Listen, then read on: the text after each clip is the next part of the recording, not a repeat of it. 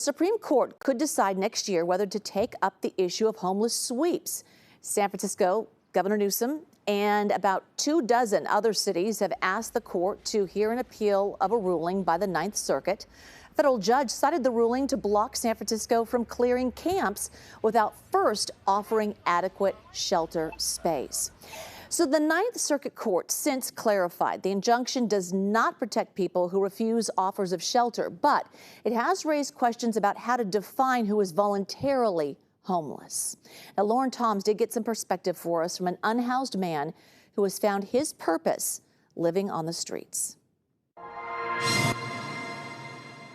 Because I really don't think of very much of what I'm doing, you know. Rain makes Ralph Wade's unofficial job as cleaner of Ellis Street harder. I clean all that little bitty stuff right there, you know, you spend a half hour trying to sweep it up. You know? Each morning, he wakes up before the sun and spends hours cleaning debris left by people the night before, debris that he cleaned away just 24 hours earlier. I do more good here, you know, doing what I'm doing, than someplace else just sitting around, you know, getting bored. He's been cleaning this part of the Tenderloin for 8 years and chooses to live in a tent on the sidewalk. But unlike businesses and residents who have shooed encampments away, locals fight for Ralph to stay and keep up his tidying, a chore he does using his own money. Yeah, it cost me about $60 a week, plus, you know, the disinfectant, you know, $12 bottle of pine sol 3 times a week, you know, that's $36 right there.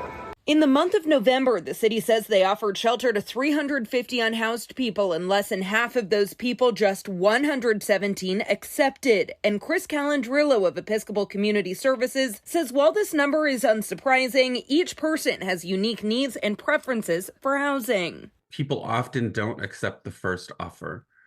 They need time to build a relationship, to build the trust, especially people that have been in the system before and they feel like the system hasn't served them. It takes a lot to bring them back inside.